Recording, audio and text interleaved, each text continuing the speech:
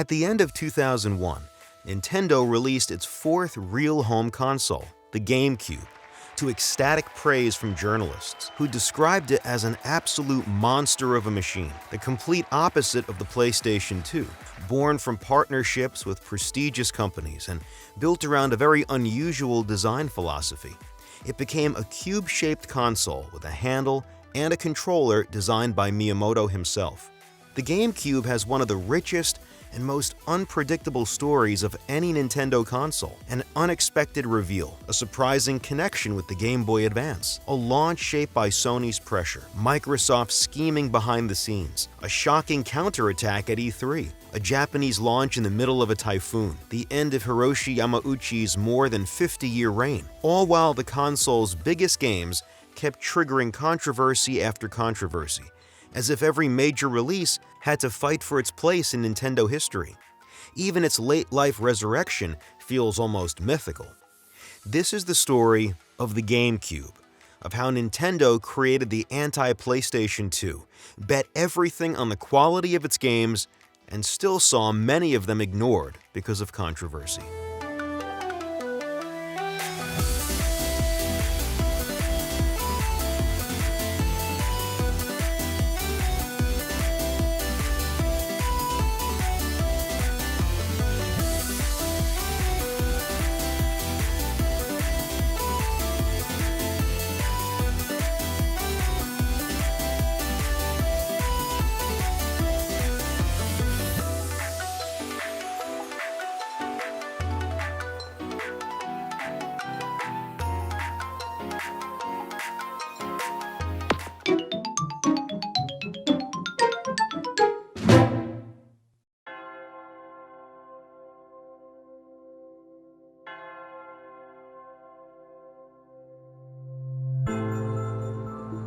In 1996, the Nintendo 64 launched with an explosive start thanks to Super Mario 64, but its momentum quickly slowed down.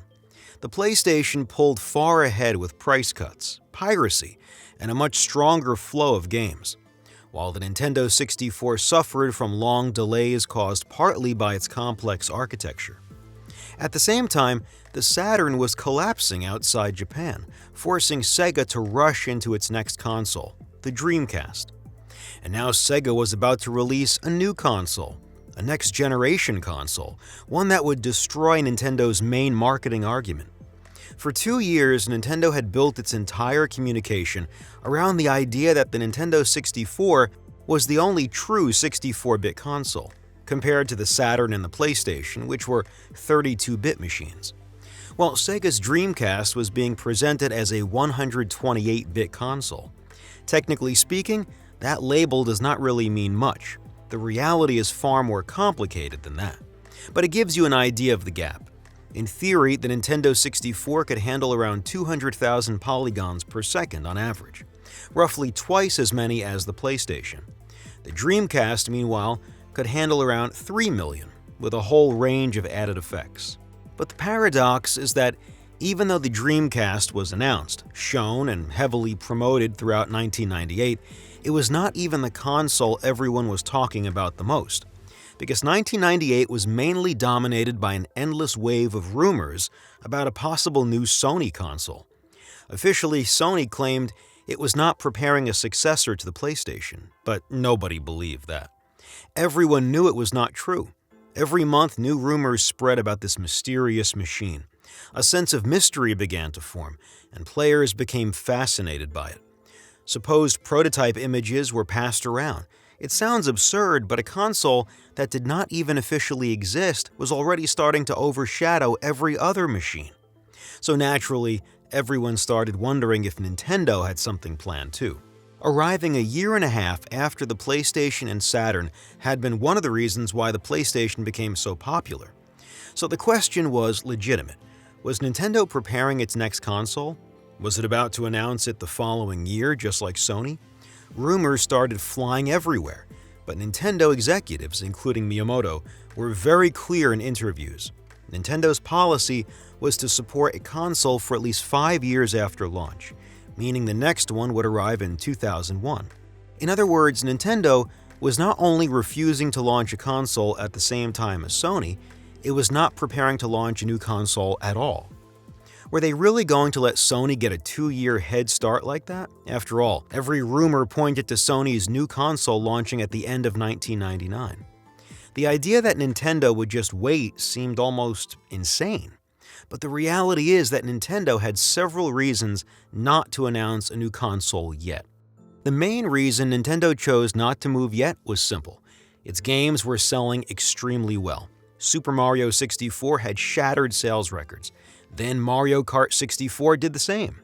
And at the end of 1998, Ocarina of Time arrived and reached incredible heights of its own. Since Nintendo does not really make its money by selling consoles, but by selling games and collecting royalties, the company had no real reason to announce a new system at that moment. And at first, reality seemed to prove Nintendo right. The Dreamcast arrived before everyone else, but its launch was far from convincing. Sales were below Sega's expectations, partly because it was overshadowed by the explosive release of Ocarina of Time, and partly because of the many strong PlayStation games released throughout the year. That timid start validated Nintendo's strategy. Nintendo could afford to take its time. In fact, the company believed in that strategy so strongly that it was still announcing new games for its home console more than 2 years into the future. The message was clear: the Nintendo 64 was here to stay. And yet, one event was about to call everything into question. On March 2, 1999, Sony invited hundreds of journalists from around the world to a special press conference, where Ken Kutaragi presented the technical specifications of the company's next console. And it was madness. Sony claimed it had developed the most powerful consumer processor on the planet. It showed 9 technical demos that stunned the journalists in attendance, who naturally carried that excitement into their articles. On top of that, Sony announced backward compatibility with PS1 games, hinted that the console would be able to play DVDs, suggested it would be compatible with the internet, and confirmed that it would arrive in Japan in early 2000, in only 11 months. The PlayStation 2 was now on everyone's mind. Even though the console itself had not really been shown, the entire industry was shaken by these announcements. In theory, they had already made the Dreamcast look obsolete, because the PlayStation 2 was being presented as far more powerful. Sony had just dealt a brutal blow to both Sega and Nintendo. But alongside Sony's announcement, rumors were also growing about another console, one that Microsoft was supposedly preparing in order to fight the PlayStation 2.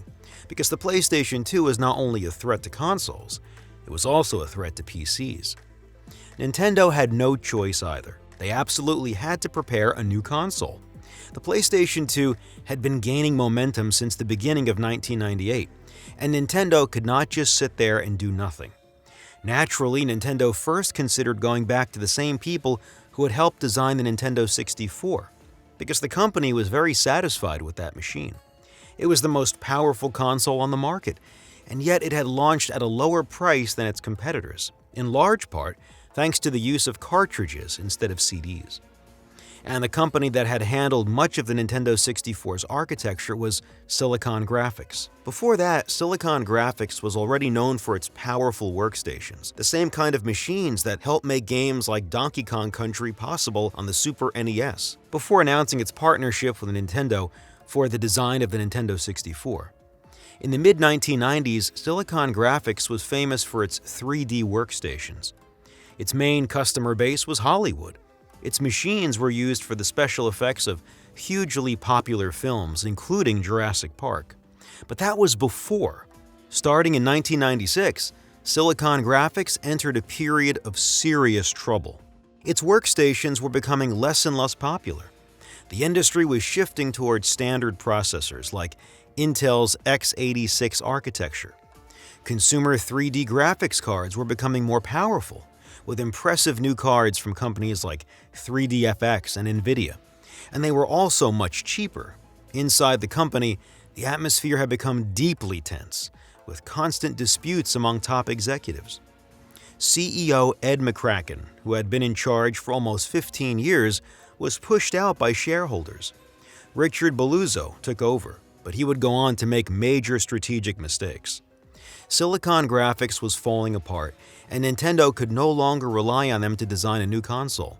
So Nintendo suddenly found itself forced to design a new machine very quickly, but with no obvious partner to turn to.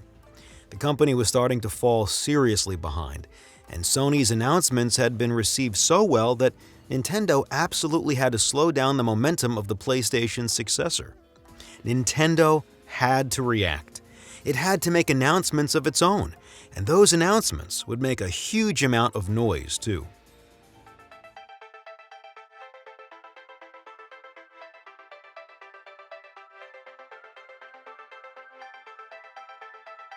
At first, Nintendo seemed to be out of options.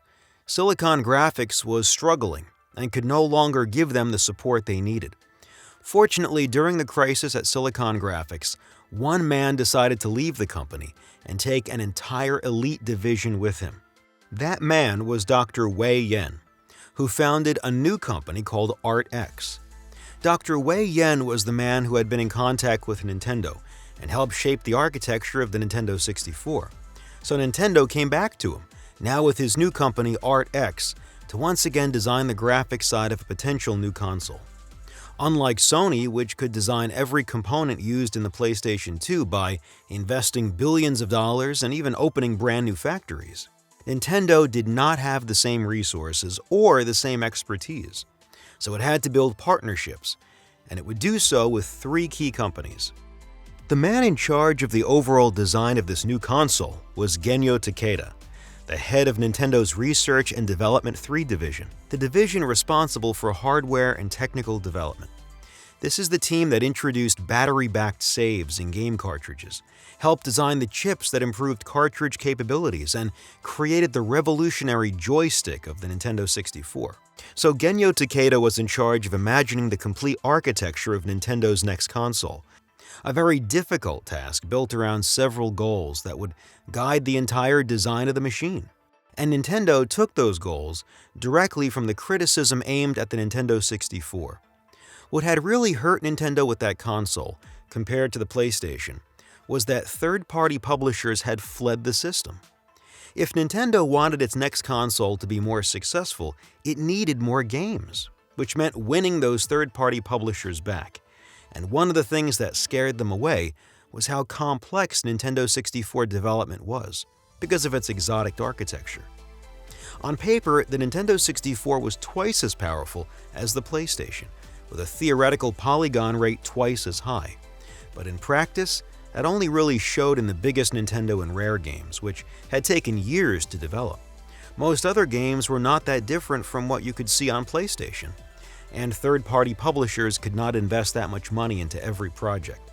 So the main objective was clear: game development had to become much easier. That was one of the reasons Nintendo wanted to work with ArtX. They were capable of designing a very flexible graphics chip, and that is exactly what they did with a chip called Flipper. It had very promising graphical capabilities, including high-quality 3D rendering, but above all, a huge range of lighting, shadows, transformations, and other visual effects, all shown in this technical demo. The Dreamcast could display around 3 million polygons per second on average. Nintendo's new console will be able to display between 10 and 12 million. But that was only the graphics side. For the processor, the heart of the machine, Nintendo made a deal with IBM, the prestigious computing pioneer, which agreed to provide the central processor, developed under the name Gecko and based on the PowerPC architecture. PowerPC was a processor architecture developed by Apple, IBM, and Motorola. Its strengths were that it was robust, flexible, and offered an excellent balance between high performance and energy efficiency. And because it was a standard architecture that developers already knew, development would also be easier. But programming difficulty was not the only reason third-party publishers had abandoned the Nintendo 64. The biggest problem was the cartridge format. Now, this is a huge debate. Cartridges were better suited on certain kinds of games, especially Nintendo's own games. Miyamoto kept saying it over and over again. Super Mario 64, Ocarina of Time, GoldenEye, none of these games could have existed in the same way on CD. But the problem was that cartridges were far too expensive to manufacture. much more expensive than CDs. That meant third-party publishers made far smaller margins on cartridge games, and above all, took far greater risks. Nintendo had no choice. If it wanted to attract those publishers again, it had to move to a CD or DVD-based format. But there was one major issue. CD and DVD formats had been partly invented by Sony. That meant that if Nintendo used CDs or DVDs, every game sold would involve paying royalties to Sony, a direct competitor. And that was absolutely out of the question. That is why Nintendo moved closer to Matsushita, Sony's biggest rival, now known as Panasonic. For simplicity, I will call them Panasonic. Nintendo asked Panasonic, which had developed the DVD format together with Sony, to create a new format, different from standard DVD for its next console. A deal was reached. Panasonic would be allowed to release a machine capable of playing both DVDs and games for Nintendo's next console. In exchange, Panasonic would provide Nintendo with a new DVD-based format. And that is how Panasonic created the Mini DVD, a smaller DVD format that could potentially be used in other products beyond Nintendo's next console, such as handheld systems or multimedia devices. Nintendo was now being assisted by IBM, a pioneer of computing, Panasonic, one of the world's largest electronics manufacturers, and ArtX, the elite former Silicon Graphics team. And with those three partners, the design of the console began moving forward very quickly.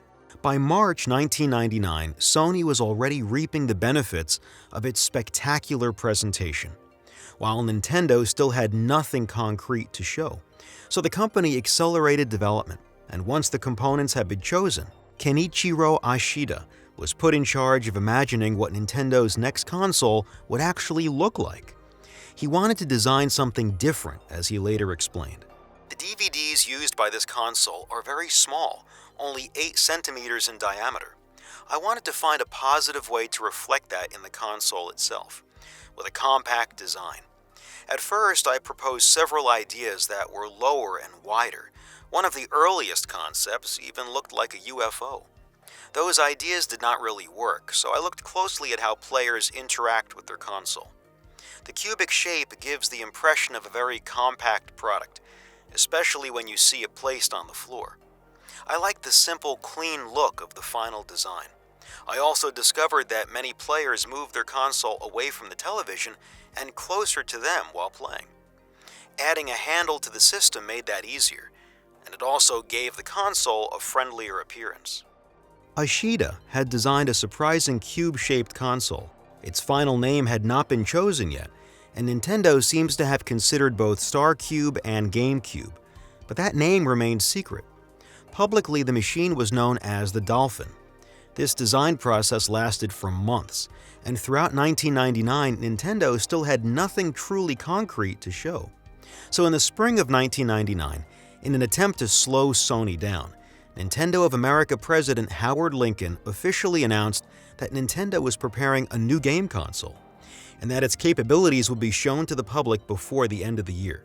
The goal was clear: show everyone that Nintendo was also preparing a new machine and reassure investors. Soon after that announcement, rumors began to spread. Edge managed to get information from a Nintendo insider, who gave the magazine some valuable details. According to this source, the new console would be more powerful than the PlayStation 2, but more importantly, it would use a DVD-based format. The magazine welcomed the news, seeing it as an attempt by Nintendo to reconcile with third-party publishers. In the fall of 1999, work began on the controller, and Shigeru Miyamoto handled a major part of its design. But this time, he was a little lost.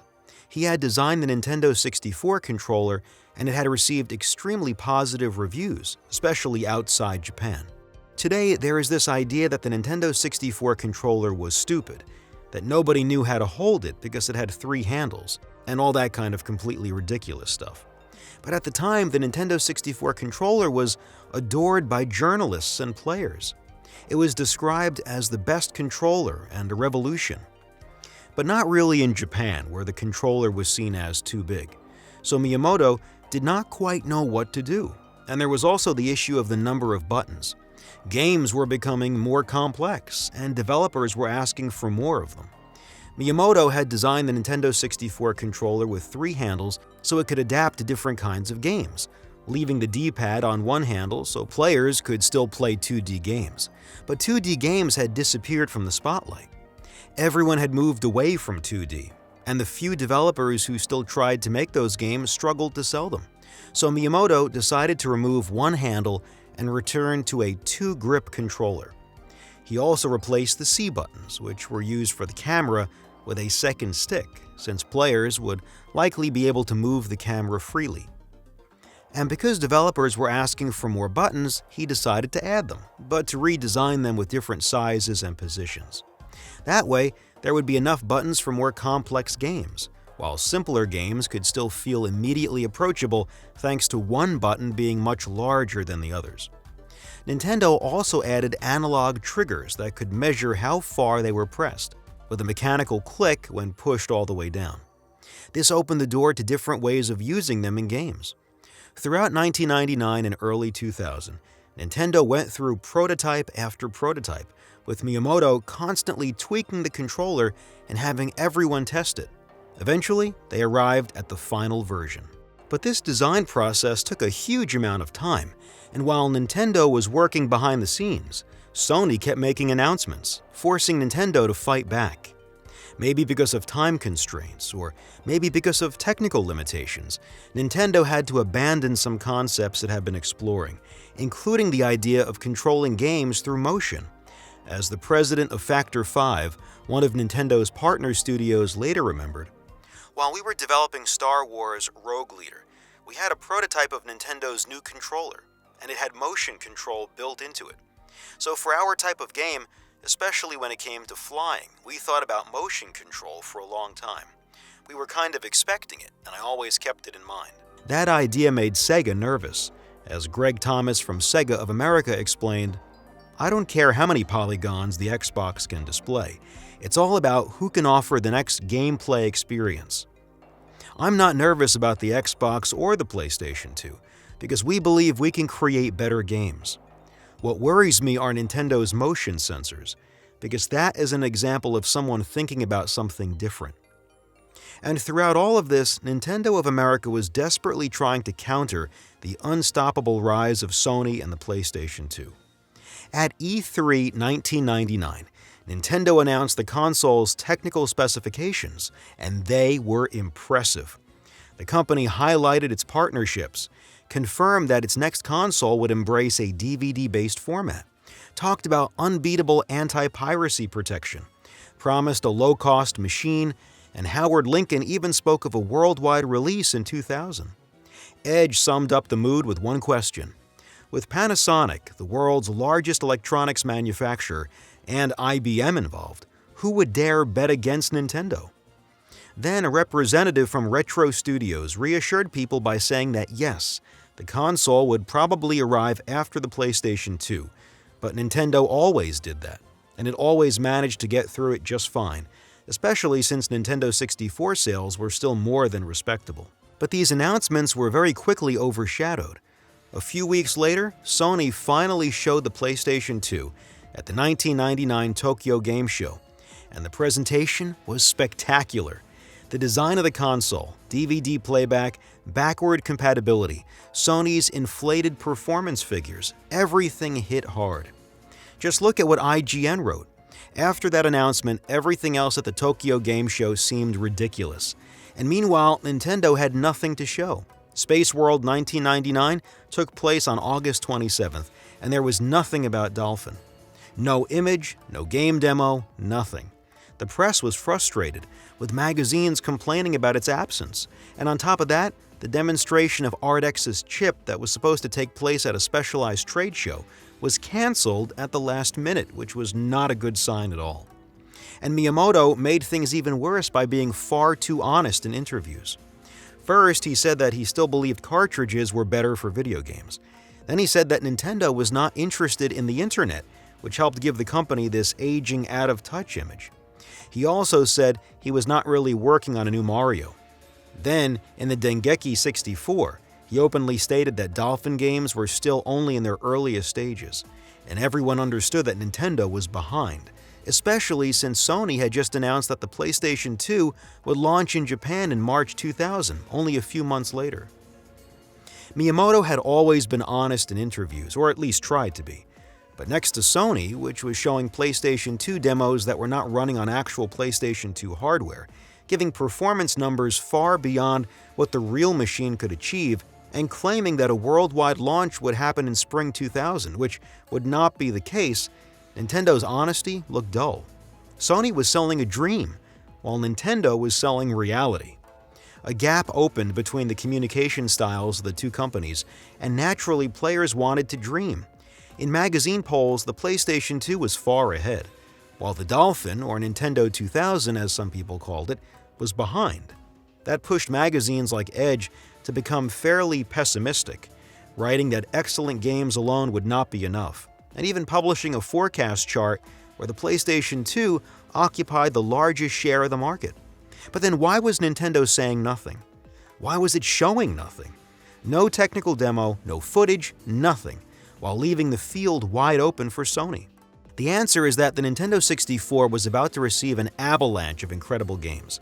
The Nintendo 64 is famous for having a late life filled with high-quality releases, and those games were on the way. Nintendo did not want to overshadow them, so it chose not to talk about Dolphin. It dedicated all of Space World 1999 and all of its communication to the Nintendo 64 and Game Boy Color to avoid hurting software sales. But while Nintendo was silent, another company was not. Microsoft was determined to counter Sony's hegemony and slow down the PlayStation 2, and by a chain reaction, it would force Nintendo to change its strategy and suddenly wake up.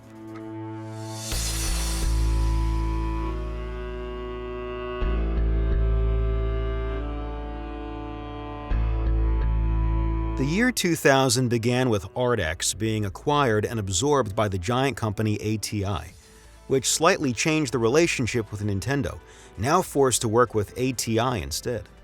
Then in March, everyone expected Nintendo to make major announcements to disrupt the Japanese launch of the PlayStation 2. But once again, nothing happened, as Nintendo still wanted to protect Nintendo 64 software sales. Sony had a clear path ahead. On March 4, 2000, Sony made history by releasing the PlayStation 2 and breaking every launch record for a video game console. 1 million PlayStation 2 units sold at lightning speed, and the worst part is that even that was not enough. The console immediately sold out, and thousands of people who had waited for hours in the cold and rain were unable to get one. But all of this confirmed one thing: the PlayStation 2 phenomenon was real. This was not just another console, it was a tidal wave, destroying everything in its path. The combination of a DVD player and a game console at such an attractive price, backed by a massive and extremely controlled promotional campaign, made Sony's launch almost flawless. The downside, however, was that Japanese players were buying few, if any, PlayStation 2 games, because the launch lineup was ridiculous. The games looked nothing like the demos Sony had shown, and their overall quality was very weak. This would even lead Nintendo president Hiroshi Yamauchi to say that failure for Nintendo would be releasing games like the ones on PlayStation 2. And since Sony was not making much money from software while selling the console at a loss, this put the company in a slightly difficult position. 4 days later, on March 8, 2000, during the Game Developers Conference, Microsoft showed the latest prototype of its very first console, the Xbox. And this reveal made a huge impact.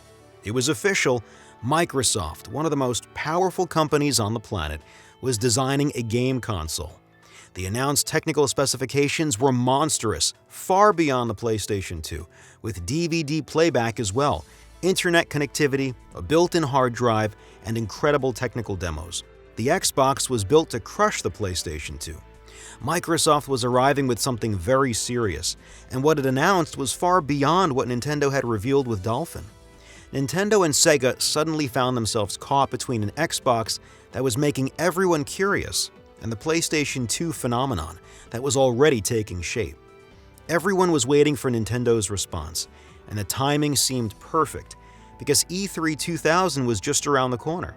This time it was obvious: Nintendo had to react. And it had to react strongly. People expected a memorable presentation, especially with Sony's PlayStation 2 only a few months away from its worldwide launch. And then, nothing. Nothing about Dolphin. Worse, Nintendo officially announced that its next console, Dolphin, had been delayed and would now launch outside Japan in spring 2001, a full year later. The company tried to explain that this would allow for a stronger launch lineup, but inevitably the message landed badly. At the same time, George Harrison, Nintendo's vice president of marketing, explained that working with third-party publishers could become very difficult because Microsoft was going around to studios and offering huge sums of money for exclusive games, and Nintendo simply could not compete financially with Microsoft. Once again, Nintendo was betting heavily on the Nintendo 64 in 2000, with an impressive wave of games: Paper Mario, Perfect Dark, Banjo-Tooie, Zelda Majora's Mask, Mario Party 3, Pokémon Stadium 2, Excitebike 64, Mario Tennis, Kirby 64, and many others. Nintendo wanted to delay the Dolphin reveal as much as possible, so it would not overshadow all these games that were still going to make the company money. Around the same time, the name StarCube leaked, and seemed to be the final name of the machine. Then came August 24th, 2000, Space World 2000, the most anticipated Space World in history, and Nintendo finally brought out the big guns.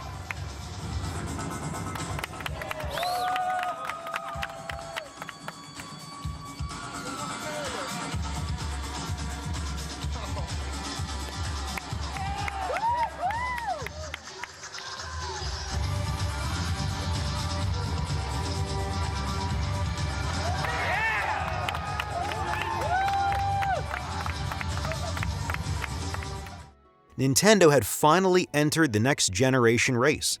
First, it announced the Game Boy Advance, the successor to the Game Boy Color, with an avalanche of games already playable. But above all, Nintendo announced the GameCube, the final name of Dolphin. It presented Miyamoto's controller, with Miyamoto explaining how he designed it and why it was superior to the competition, including a wireless version of the controller.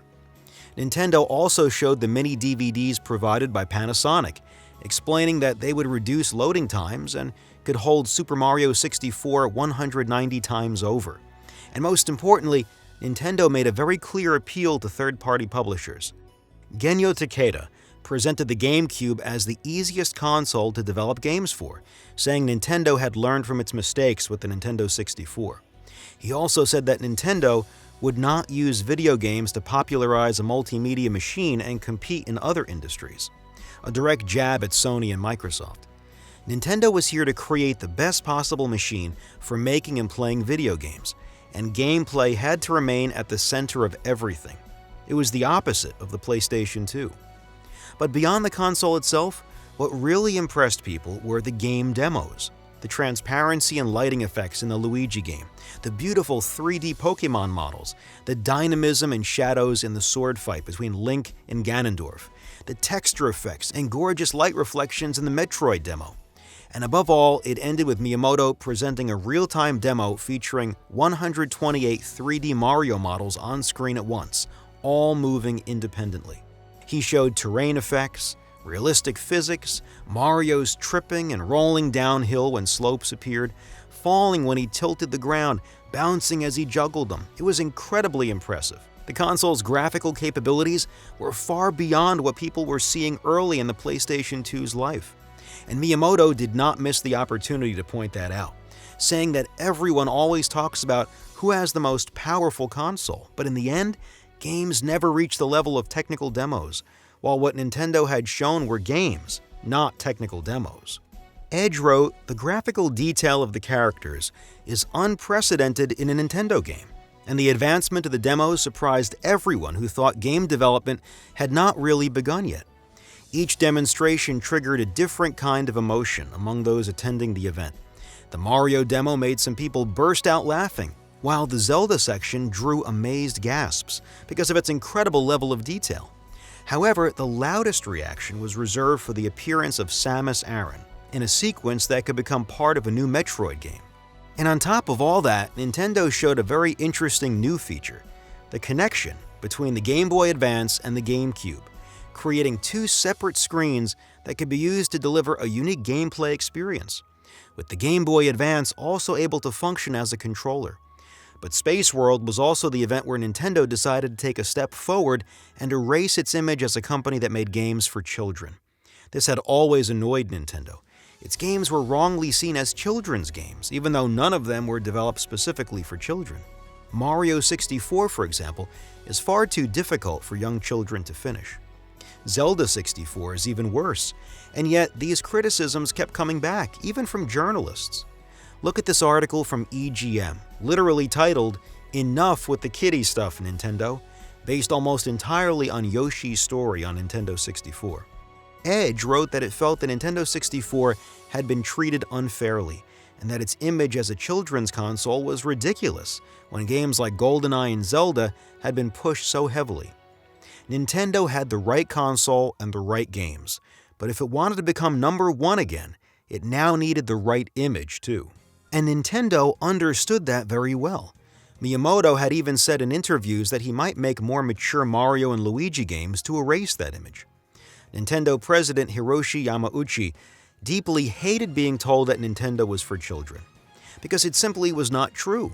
And Nintendo had to change that perception because by then, more than 50% of players were adults. The early 2000s were the moment when the children who had grown up with the first game consoles were becoming adults. That is why Metroid was pushed so heavily, why the Zelda demo looked so mature, and why third-party demos like Star Wars were also highlighted. From its communication to what it chose to show, Nintendo was doing everything it could to speak to young adults. The presentation landed like a bombshell. Just look at some magazine covers. The resurrection of Nintendo, the best video game company in the world, has returned from the dead. In an editorial, EGM wrote that Nintendo had done exactly what it needed to do at Space World, show everyone that even with Xbox and PlayStation looming on the horizon, Nintendo still had what it took to fight back. It countered Sony's "We are the definition of entertainment, and our machine will control your toaster" strategy with a simple and effective message. We are here to make an excellent video game console. Magazines also reported that many Japanese companies that had ignored the Nintendo 64 were already working on GameCube, including Namco, Capcom, Koei, Konami, and many of them were even praising the console. And yet, despite these brave efforts, Nintendo still had two major problems. The first was that the console had only been announced for July 2001 in Japan and October 2001 in the United States, more than a year away, which was a very long time for players already being pulled into the PlayStation 2 phenomenon. The second was the console's design, which was heavily criticized. Many reactions sounded like this one developer who said the technical specifications were great, but that he really did not like the purple plastic box around them, because it looked like a cheap toy. EGM also wrote that the design did not convince everyone, and the purple color, far flashier than the black and gray tones people were used to seeing in the video game industry, struggled to win people over. And for Nintendo fans, an endless wait began, a wait that was especially hard to understand. The console was ready, but the launch games were not. On top of that, the Game Boy Advance was scheduled for early 2001 in both Japan and internationally, and Nintendo absolutely could not disrupt its launch, because handheld gaming had become the company's main priority. It was the market Nintendo dominated, and the GameCube had to make way for the Game Boy Advance, a machine Nintendo clearly had far greater hopes for.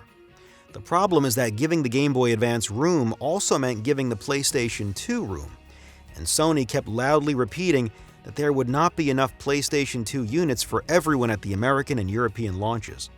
And the launch was absurd. While Sony was preparing to conquer the world with its console, on December 27, 2000, the New York Times dropped a bombshell by revealing that Nintendo was supposedly about to buy Sega. Nintendo's stock collapsed. Sega's stock soared. Both companies kept denying it, but it did not matter. Many people believed it because everyone knew Sega was in serious financial trouble. And 2001 began with another major piece of news. Microsoft finally revealed the final version of its console, the Xbox, at an American event that was not even focused on video games, with American wrestling star The Rock making a special appearance. Even though the presentation was very abstract and lacked concrete details, Microsoft played perfectly on people's curiosity. A Sony versus Microsoft duel was beginning to take shape. Two gigantic companies were about to wage a merciless war, and Nintendo's GameCube started to disappear, swallowed up by this clash of titans. Then, only a few weeks later, another thunderclap shook the video game industry. Sega announced that it was leaving the console market. Sega would continue to develop and publish games, but it would never produce another console again, and this is the end of the Dreamcast. Sega had been a pioneer of video games since the very beginning, an arcade pioneer before home consoles even became mainstream, and then a major force thanks to its different consoles. A giant of the industry had been brought to its knees. This decision made everyone realize that the video game world had completely changed. A powerful new wind was blowing through the industry. But above all, it showed that this market was now being dominated by some of the biggest companies in the world. And Sony hit the jackpot. The PlayStation 2 was desperately lacking quality games, and Sony quickly reached an agreement with Sega, which began porting its games to PlayStation 2. Crazy Taxi arrived very quickly and became one of the best-selling games of the year.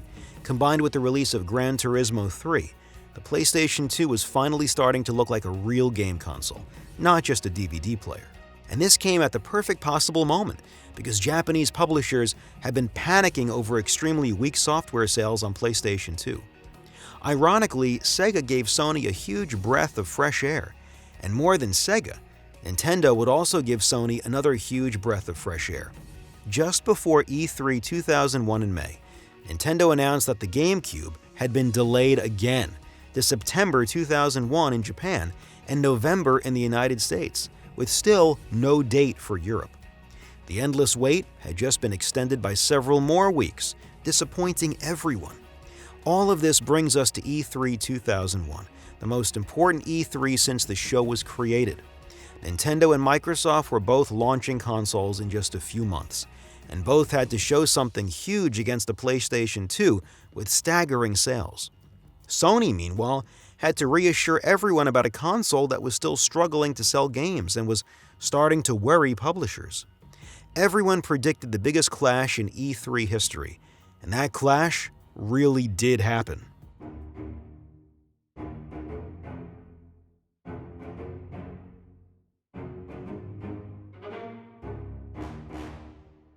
Microsoft started very strong, with Halo stunning journalists, the Xbox being fully presented and Electronic Arts announced as a key partner with better-looking versions of its games on Xbox. A major lineup of games was also announced, and most importantly, the console finally got a release date. November 8th, 2001, almost exactly at the same time as the GameCube. And at only $300, it was a very attractive price for the most powerful console in history. Then came Nintendo. The presentation began with Peter Main talking about Nintendo's domination of the handheld market, with 99% market share. And very quickly, the GameCube and its games began to shine.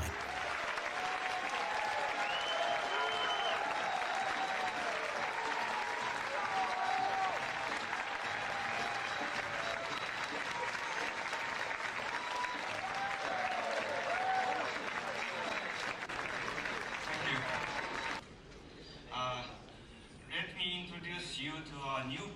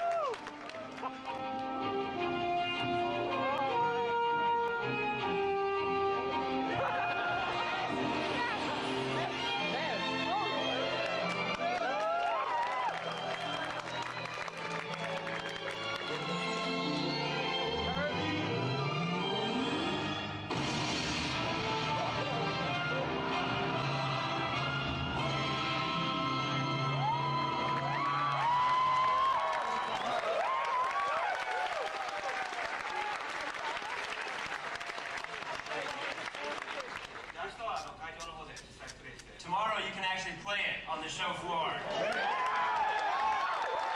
And next in the Mario series.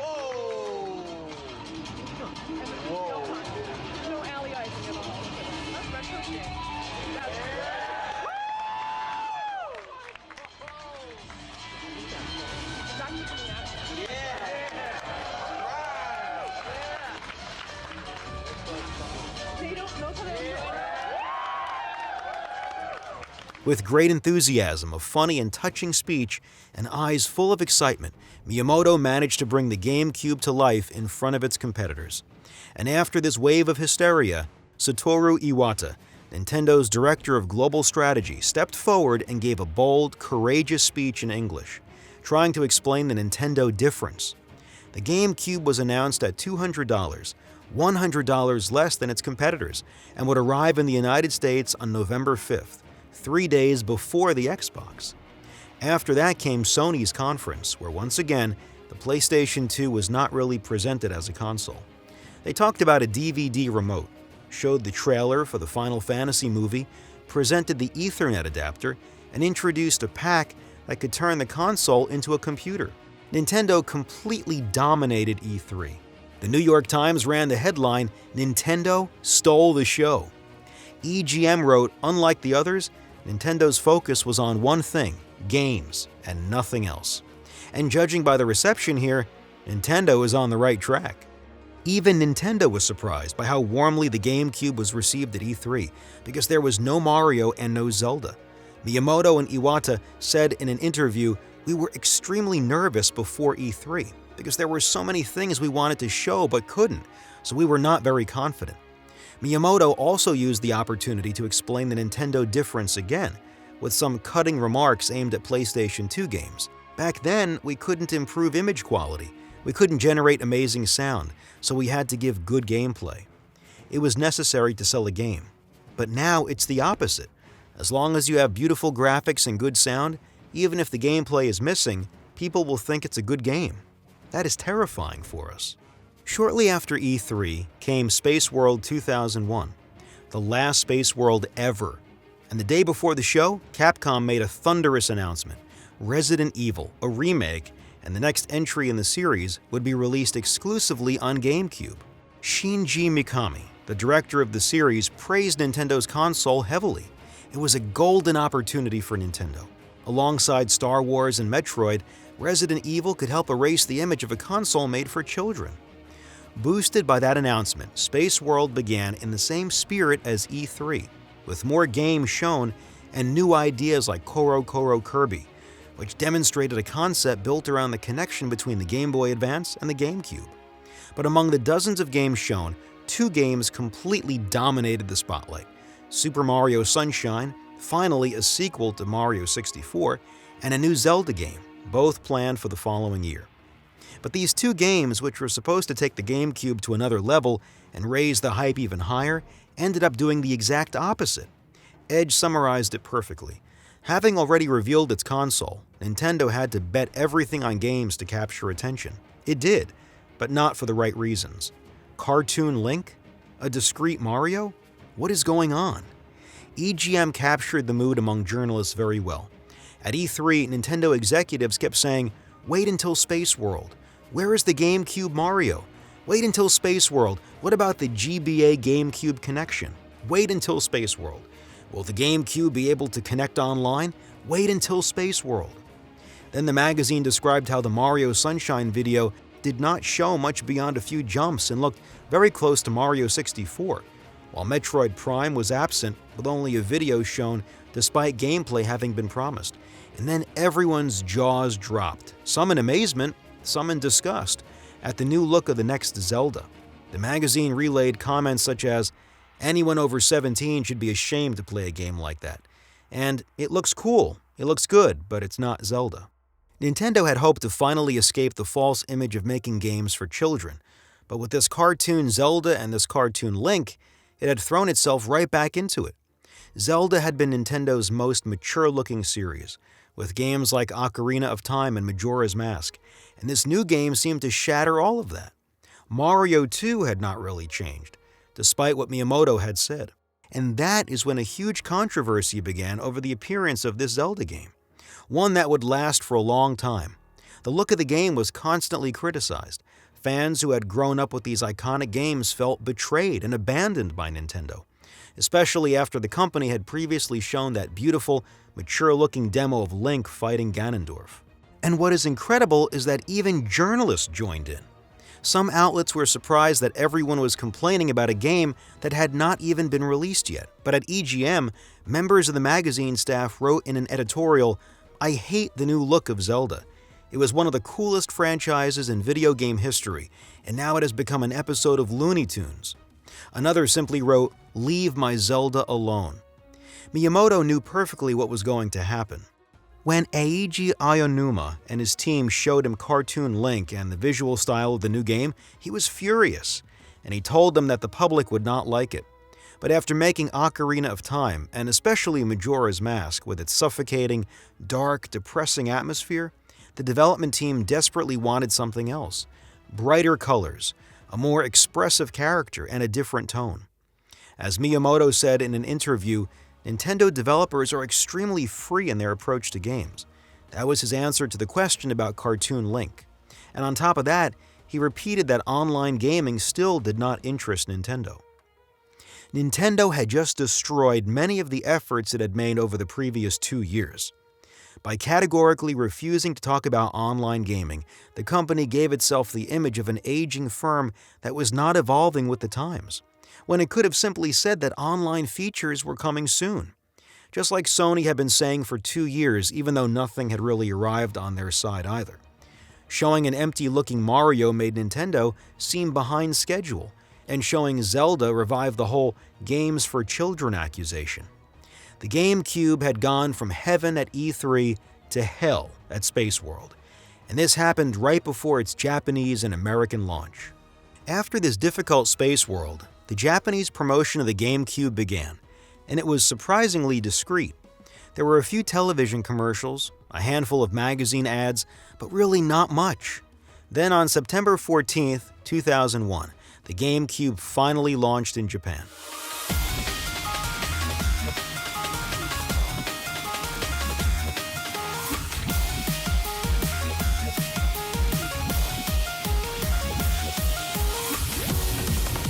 the start was weak. Only 450,000 units had been prepared, half as many as the PlayStation 2, and only 2/3 of them were sold, around 300,000 units.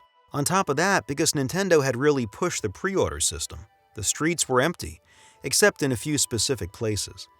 The press quickly reported on this slow start, with headlines like "GameCube gets off to a quiet start," and naturally, comparisons were made with the PlayStation 2. EGM wrote, "When the PlayStation 2 launched in March 2000, there were huge lines outside stores in Tokyo. So people expected the same for GameCube, but instead, you could practically hear crickets chirping outside Japanese electronics stores." The Japanese press also described a very calm launch, surprised by how quietly the console had arrived. But in many ways, Nintendo seemed to have done everything it could to make this launch fail. It happened on a weekday. The weather was terrible, with a typhoon having hit the country the day before, bringing heavy rain and strong downpours. There were only 3 games available: Luigi's Mansion, Wave Race, and Monkey Ball, and none of them sold particularly well. Nintendo had done very little promotion, preferring instead to highlight the Game Boy Advance.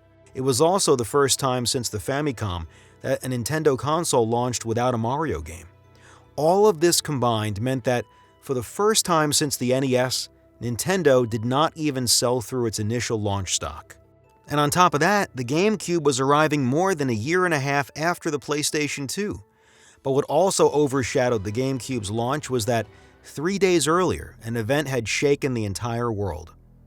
The attacks had a global impact. In the United States, of course, but also in Europe, Asia, everywhere. For days, the whole planet seemed to stop in front of these horrifying images. Game sales collapsed, dropping 21% compared to the previous week, at a time of year when sales usually rise week after week. Many games were delayed. The video game industry suddenly slowed down, and yet barely a month later, to prepare for the American launch of the console, Nintendo opened demo stations where players could try the GameCube early, and the people who came seemed genuinely convinced. 5 games were shown, all scheduled for launch a few days later. Luigi's Mansion, with its stunning lighting, Wave Race, with its incredible water physics, Pikmin, with its innovative gameplay, Star Wars, with its explosions and dynamic action, and Monkey Ball, with its extremely realistic ball physics. This year, Nintendo is featuring everything from Super Monkey Ball to Wave Race, which lets players get a little wet and wild. And old favorites, basketball and football, look so real, you feel like you're part of the action. So what is it that separates GameCube from its competitors like Sony PlayStation 2? Many of these video game experts tell me it's all in the control. But the GameCube did not arrive alone. While the United States was still going through this long process of mourning, Microsoft's Xbox and Nintendo's GameCube launched almost at the same time. Microsoft, however, was determined to give Americans something else to think about, with a gigantic marketing campaign. In New York, several streets were completely transformed with the colors and logo of the new Xbox brand, and Bill Gates came in person for the launch. The Xbox launch was a success. Naturally, next to such a massive promotional campaign, the GameCube was somewhat overshadowed by the Xbox. And yet the sales were encouraging. Nintendo also said it was satisfied with the launch, which was far more successful than the Japanese one. Most importantly, the games were selling well there, with Luigi's Mansion becoming the best-selling game of that period. The GameCube launched almost as strongly as the Xbox, which felt almost miraculous after the tragic events, the overly quiet Japanese launch, and the absence of a Mario game. And yet, thanks to its more affordable price, the GameCube shone in the United States to the point that it sold out at Christmas. Smash Bros. Passed Japan, and a few weeks later in Europe, and both launches were disastrous. These 2 regions of the world turned their backs on Microsoft. Japan and Europe were the 2 regions where Sony was miles ahead. Outside of the US, nobody cared about the Xbox. The GameCube, meanwhile, took a very long time to arrive. Months passed, and it still was not available in Europe. At this time, Nintendo began a rather strange marketing campaign. Just judge for yourself.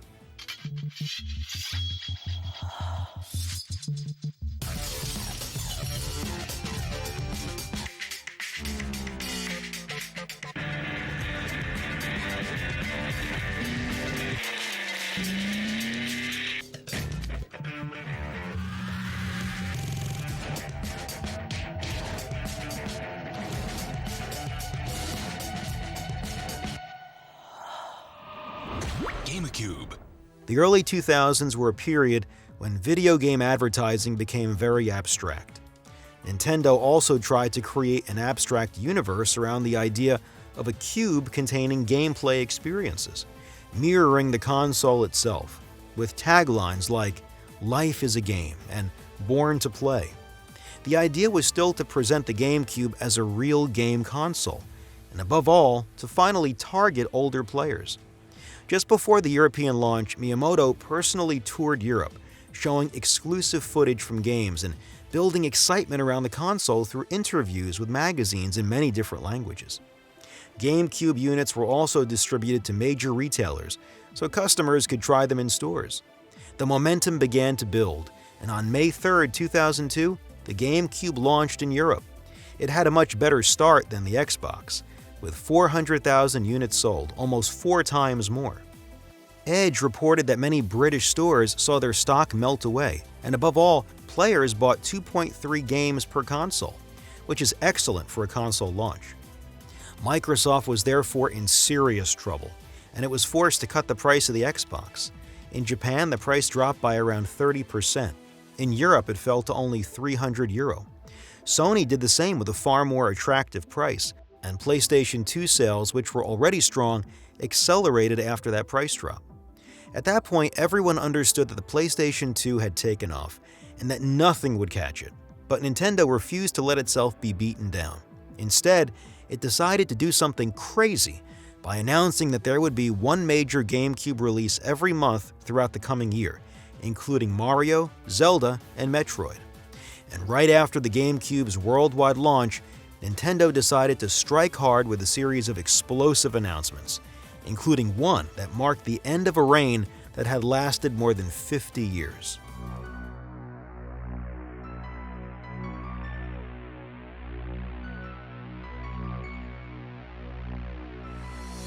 While the GameCube was arriving in Europe, a surprising piece of news suddenly brightened Nintendo's horizon. After Square spent months courting Nintendo with praise for the company and its consoles, and despite Square's betrayal during the Nintendo 64 era, Square and Nintendo made peace. Square announced several games in development for the Game Boy Advance, but also for the GameCube. The company was very enthusiastic about the GameCube, its much simpler development environment, and especially the opportunity to release games on the Game Boy Advance, which was performing extremely well. Square desperately needed that. At the beginning of the 2000s, the company was in serious trouble. But very quickly, Square announced that the games it would develop for GameCube would be spin-offs of the Final Fantasy series, under the name Final Fantasy Crystal Chronicles, while the main series would remain on PlayStation 2. It seems Square did all of this partly to take advantage of Fund Q. Fund Q, Q for Quest, was an investment fund created by Hiroshi Yamauchi and apparently financed out of his own pocket. In the end, this was very convenient for a financially weakened Square, but it was still a good sign for the GameCube, whose catalog was starting to grow. Alongside that, a collaboration was announced between Namco, Sega, and Nintendo to create the Triforce Project, an arcade hardware project based on the GameCube, which would make it easier to port games between the two. Very quickly, a new F-Zero was announced for this Triforce project. At the same time, Nintendo confirmed that it wanted to release one major exclusive game per month, the complete opposite of what it had done with the Nintendo 64. That meant Mario Sunshine, Zelda, Star Fox, Metroid, the newly announced F-Zero. Nintendo seemed to be throwing everything it had into the battle, and it was about time because players were tired of waiting. Microsoft did not like what it was seeing and tried to steal Nintendo's thunder by framing the GameCube as a console for children, exactly the image Nintendo wanted to escape. In interviews, Microsoft regularly said it was not really competing with the GameCube because Nintendo's console was aimed at younger players, exactly what Sega, then Sony, did years earlier. And at the same time, Microsoft announced a $500 million marketing campaign. That was absurd. Nintendo had been proud to announce a campaign of around $75 million for the GameCube in the United States. Microsoft announced 7 times more. And this was the context in which E3 2002 took place. and E3 where Microsoft and Nintendo were fighting for second place in the home console market. In fact, Sony's entire conference was almost nothing but that: numbers, domination, and a fairly weak presentation, though still with a few games shown. Microsoft focused on online gaming with a new service, Xbox Live, which would allow players to play online and have a virtual identity compatible across games. And in the middle of all this, Nintendo pulled out the big guns.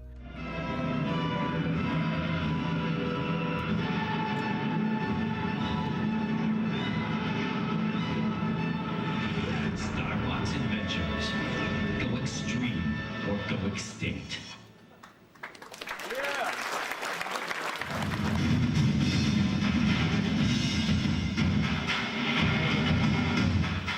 You will agree that this is a very exciting group of games. But don't worry, we still have a couple more things to show you.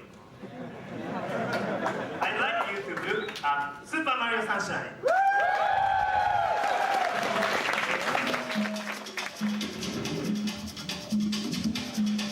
On a tropical island, far from the Mushroom Kingdom, among a people enchanted by sunshine, Mario has taken a break from the hopping, the bopping, and saving the princess to take a well-deserved vacation.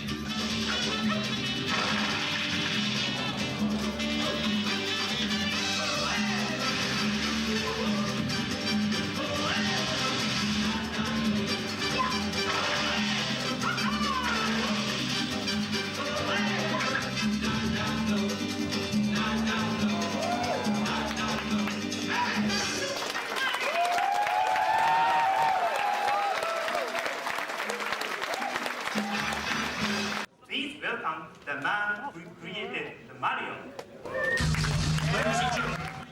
So here, I've got it working now, so let's play a little bit. Maybe we can get the game volume up a little bit higher there. So as you can see, we've got some of the same actions as Mario 64, but we've added a lot more as well. Head sliding, some typhoon blocking.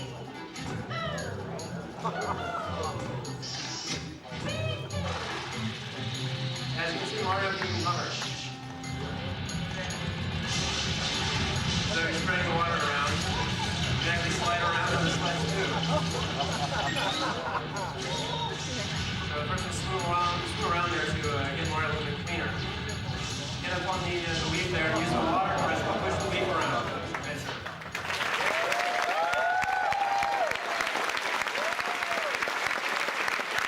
I do have something else for you today. I'd like to introduce you to a little friend of mine who you've all been so kind to talk so much about.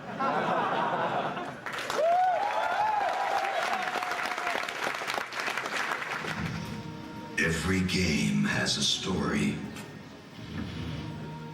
Only one is a legend.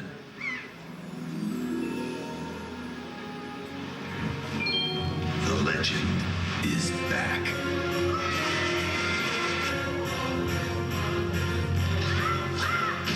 Join Link on a quest over land and sea through a vivid world of adventure unlike anything you've ever seen before.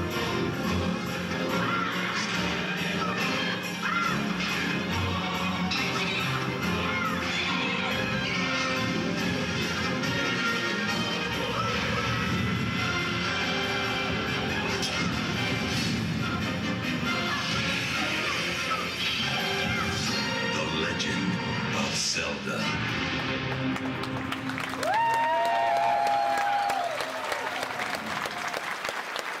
I understand you brought some demo scenes of F-Zero for Nintendo GameCube.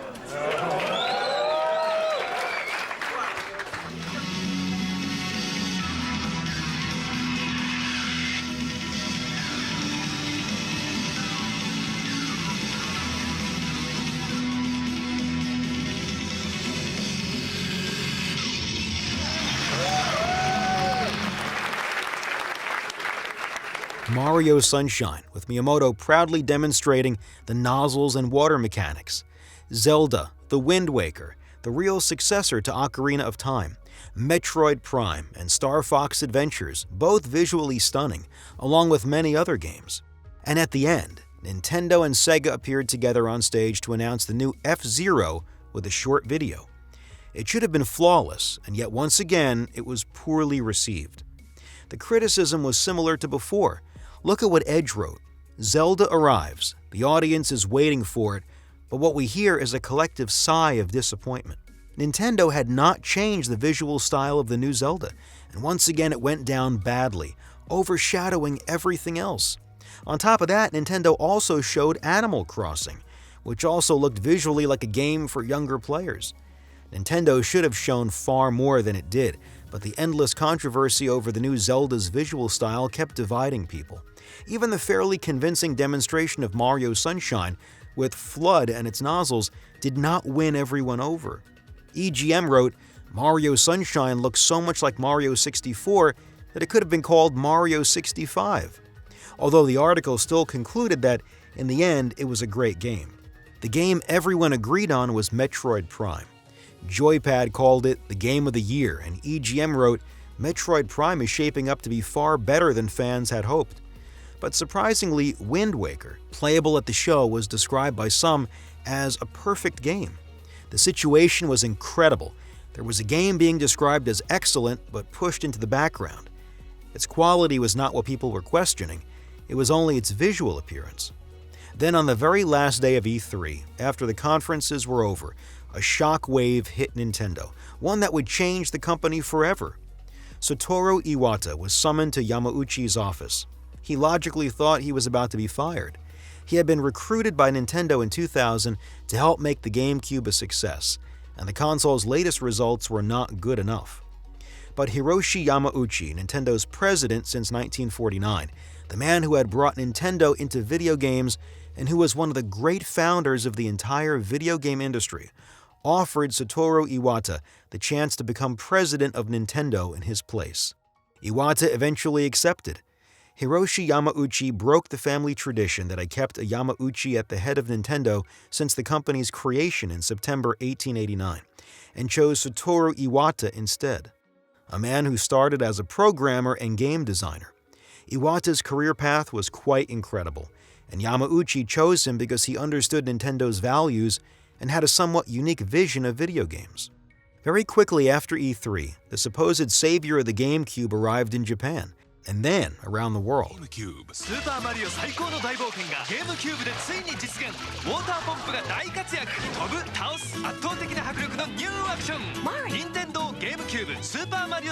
At least, that is what Nintendo had imagined, but the opposite happened. Mario Sunshine disappointed both journalists and players. French magazine Joypad summed it up with this headline: The game that was supposed to be the GameCube's messiah became its biggest controversy, and the criticism was the same everywhere.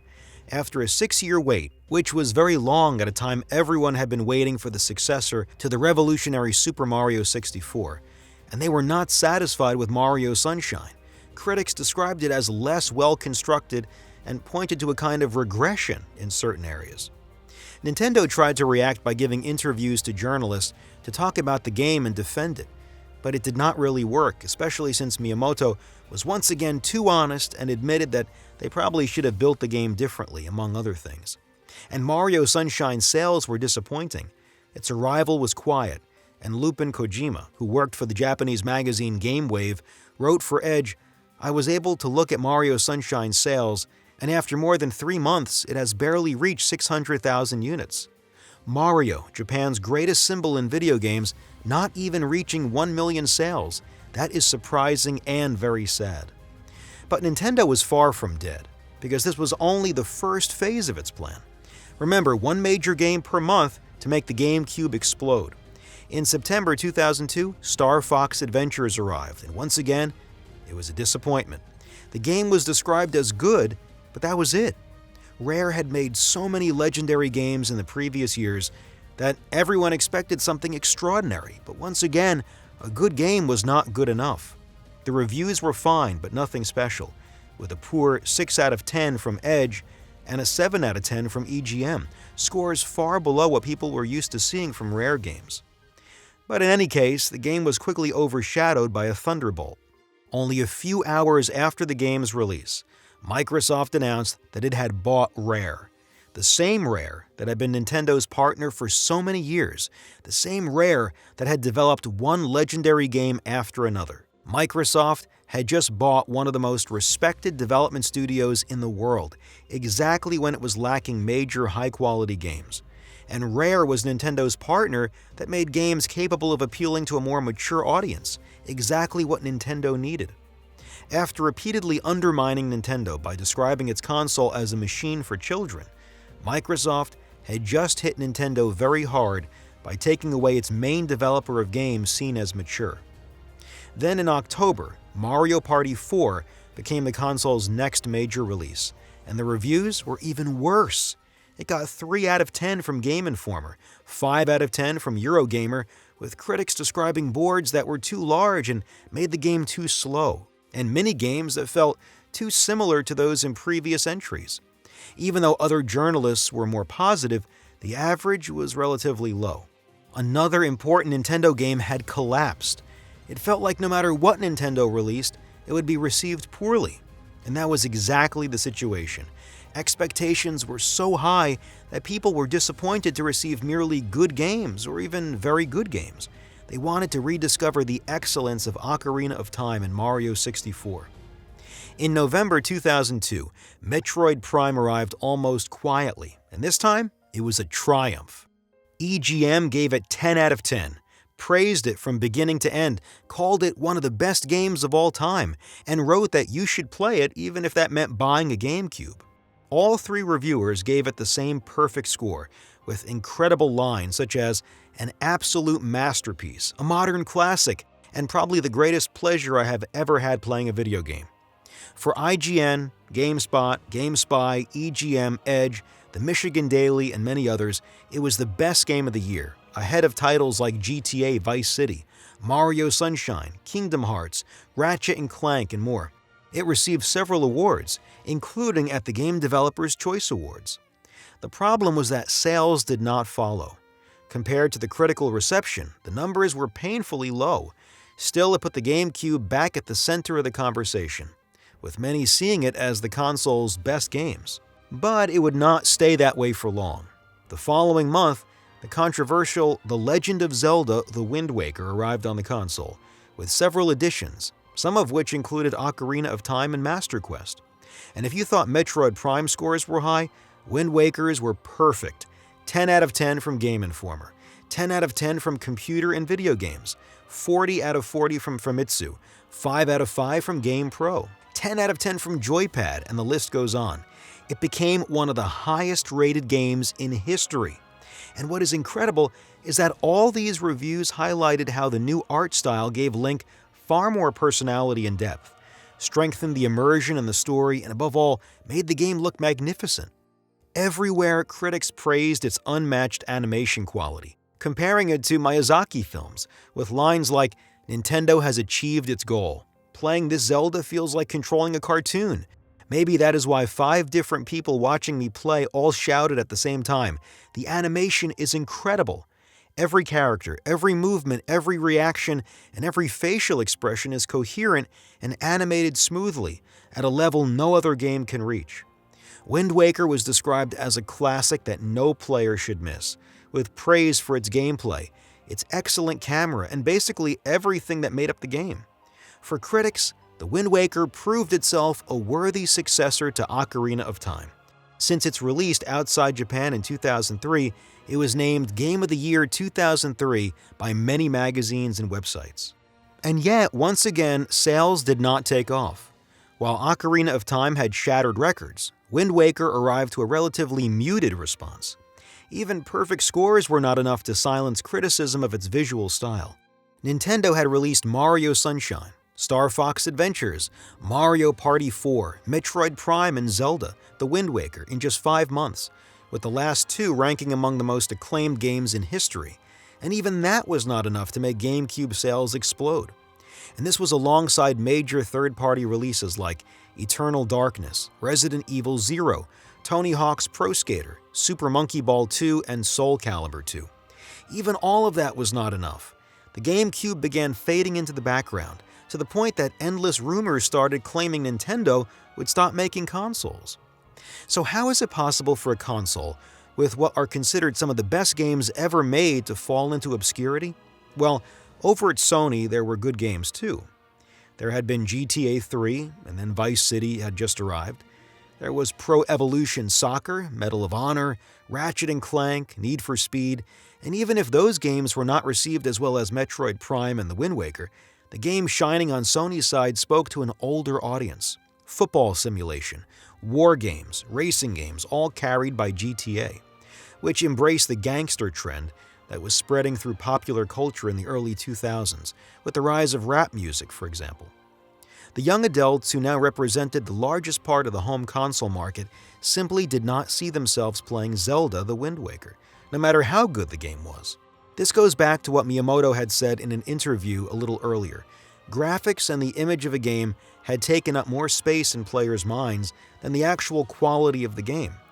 That may seem logical today because things are relatively similar in our own era, but that was absolutely not the case in the 80s nor 90s. Back then, games considered excellent by journalists and players were very often the best-selling games, and they were the ones that sold consoles. But the wind had changed, and Nintendo had just learned that the hard way. So Nintendo decided to begin 2003 with a completely new strategy.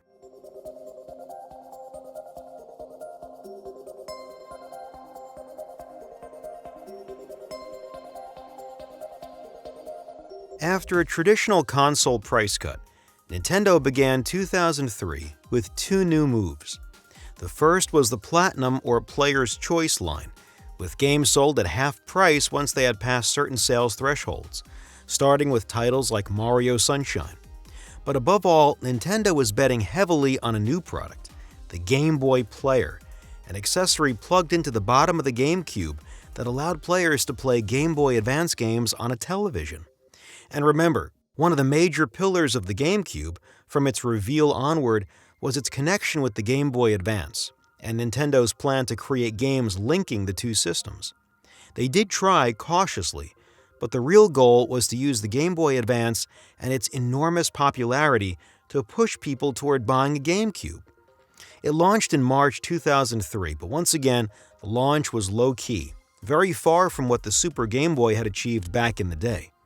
Late 2002 and early 2003 was also when the GameCube could finally connect online, thanks to the release of two accessories, the broadband adapter and modem adapter, alongside Phantasy Star Online, which had performed well on Dreamcast. It was in this depressing climate for the GameCube that E3 2003 arrived. And this E3 was the moment when everyone understood that the current console generation was already starting to decline. As Sony proudly announced, the console war was over, and Sony had crushed the competition. The key information from its conference was the announcement of a handheld console, the PlayStation Portable. Microsoft, meanwhile, focused its presentation on a few key titles like Fable and Halo 2, while continuing to emphasize Xbox Live, and even started talking about a new console already in preparation. Nintendo, after showing Metroid Prime 2, Pokémon Colosseum, Zelda, Four Swords, the finalized F-Zero GX, and Mario Kart Double Dash, disappointed everyone by explaining that Mario Kart would not be playable online. In the end, the most memorable moment of the conference was Satoru Iwata announcing that Nintendo was already preparing the successor to the GameCube, that Nintendo would no longer arrive late compared to its competitors. In just a few words, Satoru Iwata had killed the GameCube in order to put an end once and for all to the rumors claiming Nintendo was going to stop making consoles. After an E3 widely seen as bland and empty, Nintendo seemed to have given up on the GameCube. In an interview, Miyamoto explained that Nintendo had been surprised because in the past, players would buy a console even for a single major game, but during this generation, that was no longer the case. He explained that Nintendo was increasing its staff in order to produce more major games and have a wider lineup, but that it took time to train everyone. In other words, Nintendo was building enough staff to be able to develop enough major games for its next home console. And after this transitional E3, with Nintendo seemingly turning the page, GameCube sales dropped even further, to the point that Nintendo had to stop producing the console. It was a humiliating and unprecedented moment for the company, being forced to halt production of its own console in order to clear the stock it already had on hand. Journalists also reported that, for the first time since Nintendo had gone public in 1962, the company ended a fiscal period in deficit. To be fair, this was more because of the yen, the Japanese currency, which was collapsing, than because of the GameCube itself. But symbolically, it was a very powerful image. Nintendo of America then decided to play what it saw as its final card. They cut the GameCube's price to $99. And it worked. At the end of 2003, the GameCube's market share in the United States exploded after the price cut, rising from 17% to 38% during this period. The GameCube came back from the dead, helped by releases like F-Zero GX, Pokémon Colosseum, and above all, Mario Kart Double Dash, which sold very well for a GameCube title. And because it worked in the United States, Nintendo did the same thing all over the world. Unfortunately, Sony and Microsoft quickly reacted by cutting the price of their own consoles, injecting more money into marketing, and slowing down this surprise comeback. The beginning of 2004 was marked by many rumors about Nintendo's next console, especially after IBM officially announced that it was working on the new machine, confirming that Nintendo was already preparing to move on from the GameCube. Naturally, everyone was waiting impatiently for E3 2004. E3 2004 became one of the most memorable E3 shows in history. Sony finally showed its first handheld console, the PlayStation Portable, which impressed everyone. Alongside that, for the PlayStation 2, Sony showed visually stunning games like Gran Turismo 4, God of War, and Metal Gear Solid 3. Microsoft focused its presentation on the graphical demo of Halo 2 and was preparing an unprecedented promotional campaign for the game, while also already hinting at its next home console. And Nintendo did indeed show a new console, but not the one people were expecting. After showing the gorgeous Resident Evil 4, proving once again what the GameCube was capable of, Nintendo announced the Nintendo DS, its new handheld.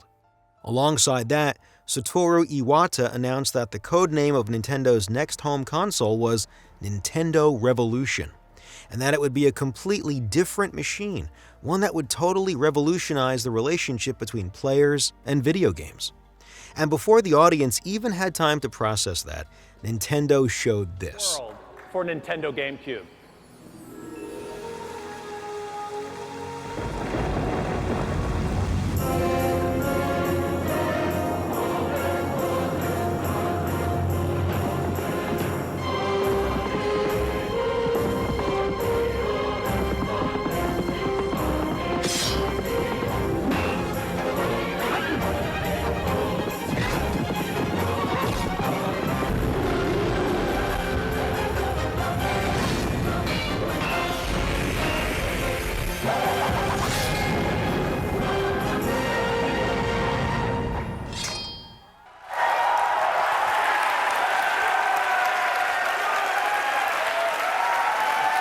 To a roaring ovation from the journalists in attendance, Nintendo revealed a much darker Zelda game, with an adult Link, a Zelda that looked more mature than Wind Waker, and this was exactly what everyone wanted to see. The rest of 2004 was dominated by the handheld console war between the Nintendo DS and the PlayStation Portable, despite several notable GameCube releases. GameCube sales collapsed around the world in 2004. On one side, Halo 2 had the most profitable launch in history for an entertainment product, ahead of Pirates of the Caribbean, generating an absurd $125 million in less than 24 hours, thanks to a typically massive Microsoft marketing campaign. On the other, Grand Theft Auto San Andreas arrived on PlayStation 2 and would become the best-selling game of 2004 in the United States, according to GameSpot, with more than 5 million units sold in only 3 months. After 6 months, it had reached 12 million units, 1.5 times more than Halo 2. As a symbol of the GameCube's decline, Capcom announced that games which had been announced and repeatedly confirmed as GameCube exclusives would now be ported to PlayStation 2, including the stunning Resident Evil 4 and the original Beautiful Joe. Then began a painful period for the GameCube, left almost abandoned. It was the first time this had happened in Nintendo's history. In 2005, the PSP versus DS duel began in surprising fashion, and naturally, Nintendo had a lot riding on the DS against Sony. The company was going to direct its resources toward that new machine, not toward supporting a console that was selling so poorly. Then came E3 2005, and this was the E3 that definitively buried the GameCube. Microsoft had revealed the Xbox 360 just before the show and pushed it again at E3.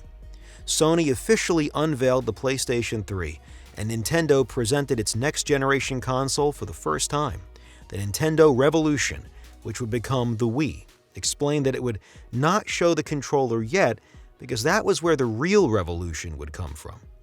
But even though E3 2005 was a festival of new consoles being announced and shown, that was not even what attracted the biggest crowd. EGM wrote, "The longest line at E3 was not for the PlayStation 3 or the Xbox 360. It was for a GameCube game. Thousands of players waited an average of 3 hours to play Zelda Twilight Princess, and they did not even seem disappointed."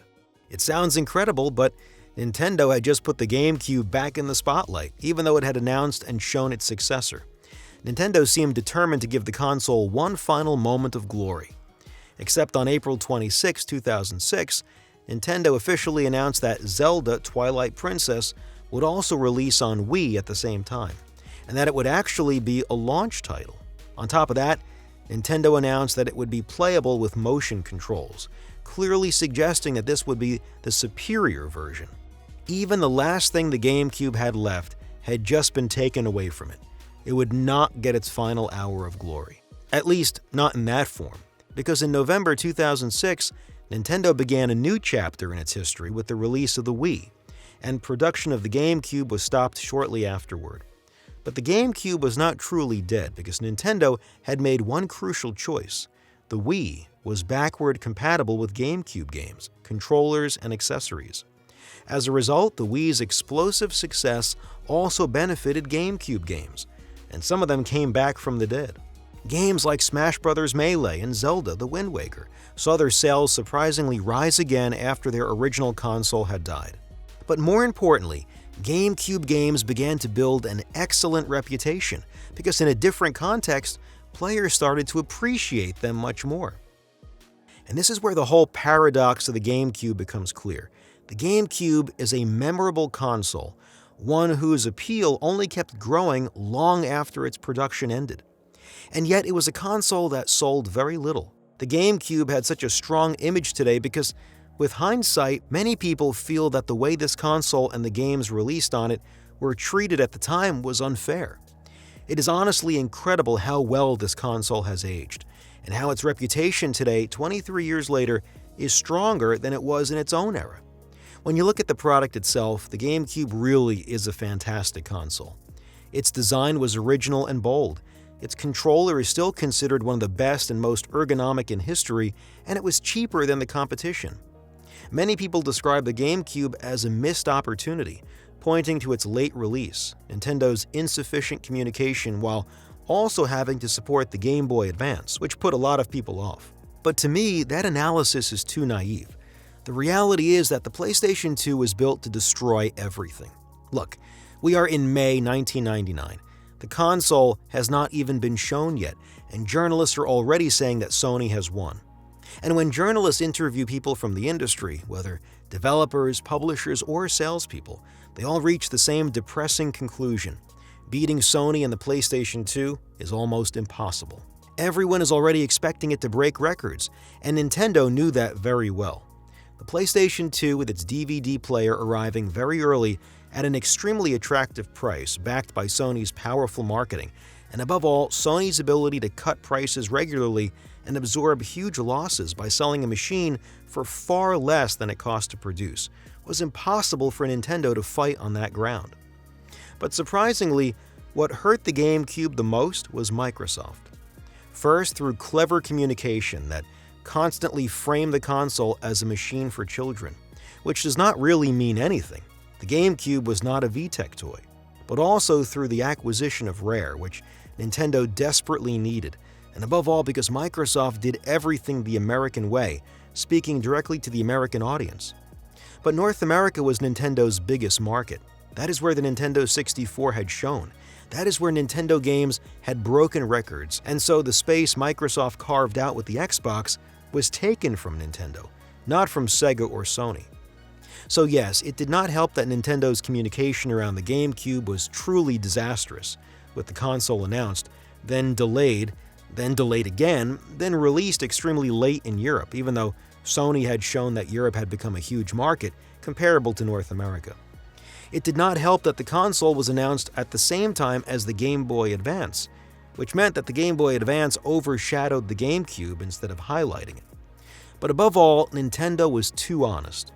When they said in interviews that they wanted to make shorter games so they could make more of them, with more original experiences, of course that created controversy. When Miyamoto said they should have designed Mario Sunshine differently, that was not exactly a great sales pitch. And this disastrous communication came down to something very simple. Howard Lincoln had resigned at the end of the 1990s, after more than 20 years at Nintendo. He was the one who always went to the front lines to defend Nintendo, with strong arguments and very controlled, intelligent communication. With his departure, Nintendo completely lost that for several years, until Reggie Fils-Aimé eventually came in and filled that role brilliantly. Nintendo also got one important thing wrong. During the 1980s and 1990s, there was a large base of players who always bought the console with the best games, and a critically acclaimed masterpiece was almost guaranteed to sell well. Nintendo was shocked when games considered among the best in the world struggled to pass 1 million copies. The early 2000s represent that transition where the image of a console and the image of a game became more important than their actual quality. Deep down, the story of the GameCube is a story of a console that fought to survive by placing the quality of its games and its controller at the heart of its commercial strategy. But either the games were poorly received and compared to the revolutionary titles released on Nintendo 64, or they were praised as some of the best games in the world and players barely paid attention. But in the end, the GameCube's greatest legacy may be that it represents a period of incredible creativity at Nintendo. Very original and unpredictable game experiences. Luigi's Mansion as a launch title, with its little survival horror flavor. Mario Sunshine and its brilliant use of FLUDD and the nozzles. Pikmin, a highly original real-time strategy game. Metroid Prime, the rebirth of Metroid in 3D with its innovative structure. Wind Waker and its characters full of personality. But also many other unusual experiments like Donkey Konga and its bongos. Mario Kart Double Dash with 2 characters on the same kart. The international release of Animal Crossing. Zelda Four Swords Adventures, and its connection with the Game Boy Advance, and many more. That is what is incredible about the GameCube. The average quality of its library is very high, and because development on the console was so simple, even third-party publishers released plenty of good games on it. It is not like the Nintendo 64, where outside Nintendo and Rare games, it can be hard to find truly great titles. On GameCube, there are many across all kinds of genres. So in the end, what makes a good console? If we define a good console by its ability to make many different kinds of games shine, and to host legendary titles, then the GameCube is a great console. And all the creativity Nintendo showed, all the ties they rebuilt with third-party publishers, all the research they carried out during that period, all of it would become the foundation for the Wii's incredible success against all odds. At a time when everyone thought Nintendo was about to die, crushed by the duel between Sony and Microsoft. But we will have time to talk about all that in detail in its own dedicated video. If you do not want to miss it, feel free to subscribe and like the video if you enjoyed it.